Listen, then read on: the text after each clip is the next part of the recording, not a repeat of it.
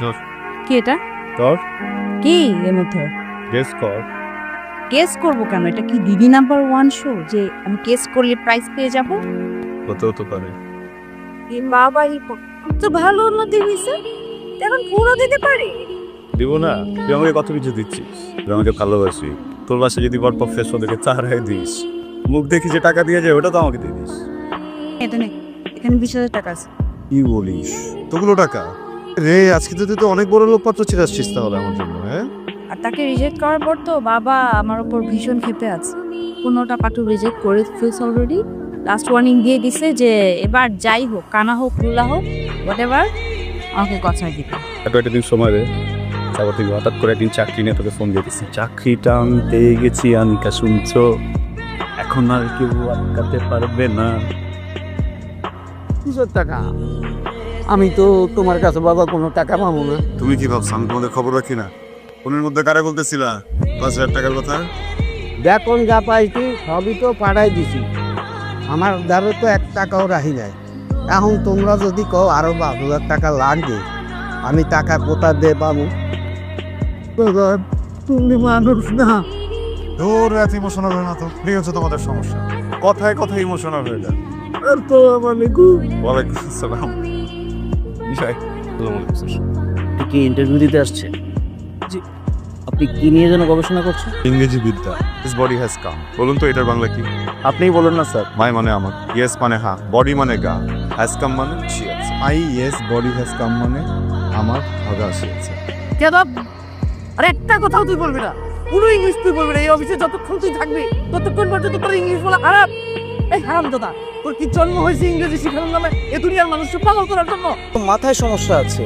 ওকে যদি আমি চাকরি দিই তাহলে অফিসের সবাইকে পাগল করে ছাড়বে। আমাকে কি করেছে জানিস? আমার তো প্রেশার উঠিয়ে ফেলেছে। আমার উপরে প্রেশার হয়েছে 180। একটু পরে আমি স্ট্রোক করতাম। রিজার বলো আর কি হয়েছে বলো তো। ওই যে লাল আন্ডারওয়্যার পরে জঙ্গলে যাবে টারজান হয়ে, আমাদেরকেও সাথে যেতে বলছে। চাকরিটা হবে? এই তোকে না জানায় আমার বড় মামার অফিসে পাঠাইছি চাকরিটার জন্য। কি করে আসিস? কি উল্টাপাল্টা কথা বলে আসিস এখানে? আমি কত বড় মুখ করে বলছি সেটা ট্যালেন্টেড, একটা চাকরি দাও। আমাকে ছোট করলি না তুই এখানে? বড় মামা ছিল, বড় মামার ওইখানে আমার পাঠাইছি চাকরি করার জন্য। আগুলো কোথায় একটা খাচ্ছ? বেয়াদবের মতো কথা বলবি না, একদম চুপ। যথেষ্ট বেয়াদব করছিস। পান করছি। সবকিছু তোর কাছে ফান মনে হয়? তোর সাথে কোনো ফান করতেছি না আমি, আসলেই তোর সাথে নেই। এই আনিকা, আনিকা, এই আনিকা শোন না, এই ফোন ধরতেছিস না কেন? আমি তোকে বারবার নিষেধ করছি আমাকে কল কেন করছিস? আরে বাবা, আমি তো এখানে দাঁড়ায় দেখতে পারতেছি যে তুই কাঁদতেছিস। আমার চোখে পানি এত সস্তা না। তোর চোখের পানি যে তোমরা কোথায় পাও? এত কান্না করতে গিয়ে আসে বুঝছো? আমার কোনো কষ্ট নাই, কোনো দুঃখ নাই, মৃত্যু সাদিকি। যখন খারাপ লাগে হাসি, যখন ভালো লাগে তখন খুশি, বুঝছো না? মানে একটু বাইরে এত রাতে কই যাবা? বাপ মেয়ে একসাথে ঘুরবো, চল না। ও তুই কোথায় যাচ্ছি বল? বাইরে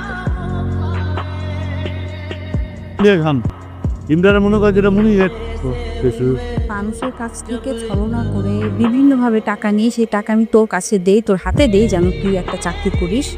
তুই সেই টাকাগুলা তুই ভিখারিদের মধ্যে বিলায় বেড়াস, ফুর্তি করিস ওদের সাথে। কেন? অভুক্ত মানুষগুলোর মুখে খাবার তুলে দেওয়ার যে শান্তি, তা আমি প্রাসাদে বসে বুঝবি। এই শহরে জীবনের মূল সঙ্গ কি জানিস?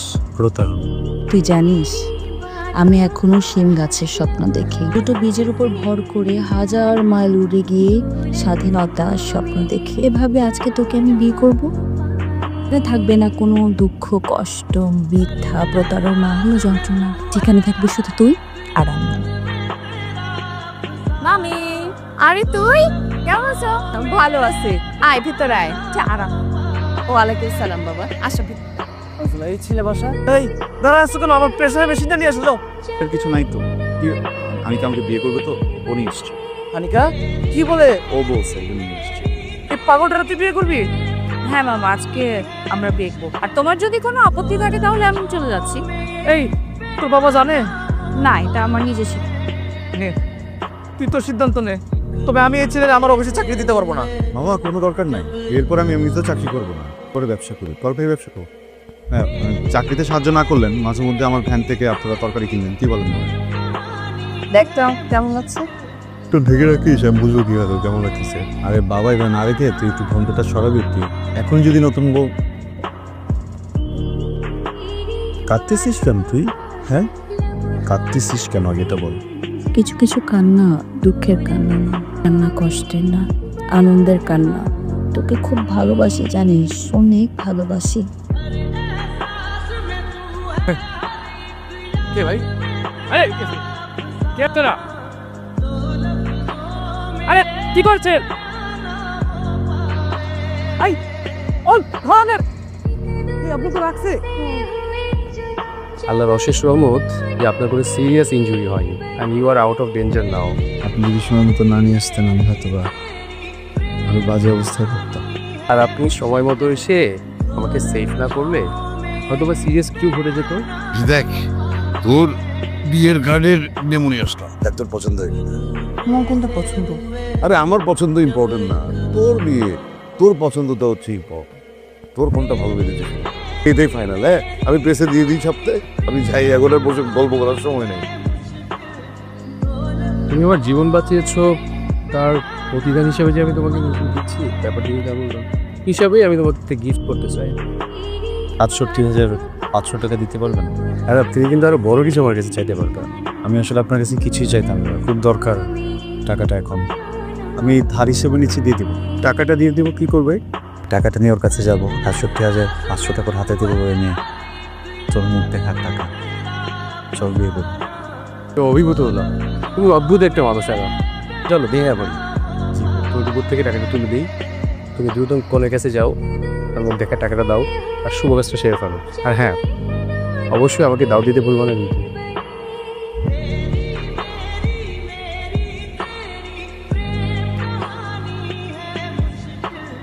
তুমি এখানে কেন এসেছো? এই বাড়িতে কি চাও তুমি? বাবা আসতে তো, আজকেও আমাদের গেস্ট। আমি না কখনো কল্পনা তো ভাবিনি ওর পাশে আমি ছাড়া অন্য কেউ বসবে। ৬৭,৫০০ এই টাকাটার জন্য সবসময় পালা যেতাম বুঝছিস। এটার জন্য আসতে দেরি হচ্ছিল বুঝছিস। যেদিন এই টাকাটা অ্যারেঞ্জ করতে পারবো তোর কাছে আসবো, বিয়ে করে ফেলি। ভালোবাসা গুলো তোর হাজবেন্ডকে দিস, ভালো থাকিস। তুমি এখানে? ওইটা থেকে বুঝছিলাম না ওক দেখতে যাব, এসে নিজে বিমুখ পেয়ে গেছি। আজ আমি আপনাদের সবাইকে ভূত মানুষের সাথে পরিচয় করি। তো ব্যাংকের দারোয়ান যখন তার মেয়ের বিয়ের জন্য ছুটি পায় না, গ্রামের অসহায় মেয়েটা যখন তার বাবার জন্য প্রতীক্ষায় বসে থাকে, এই মানুষটা তো বৃদ্ধ লোকের ডিউটি ড্রেস করে ডিউটি করে নেয়। তার মুখে হাসি বোঝে। বলতে দাও না। আজ আমাদের শহরে যখন সবাই তাদের জীবন নিয়ে ব্যস্ত, তাদের যান বাঁচাতে ব্যস্ত, তখন এই লোকটা তার নিজের জীবনের পরোয়া না করে আমাকে ছিনতাইকারীর হাত থেকে বাঁচায়। এখন বলে না কেউ দিবেন আপনার মেয়ের হাত ওর হাতে? আমার মনে হয় তোমার মুখ দেখার টাকা কিছুটা কম আছে। আরব তোমাকে শুধু আসলটা দিয়েছে, সুদটা দেয়নি। বাকি ২,৫০০ টাকা দিয়ে বরাবর সত্য করে দিলাম। এখন বলো তুমি রাজি তো?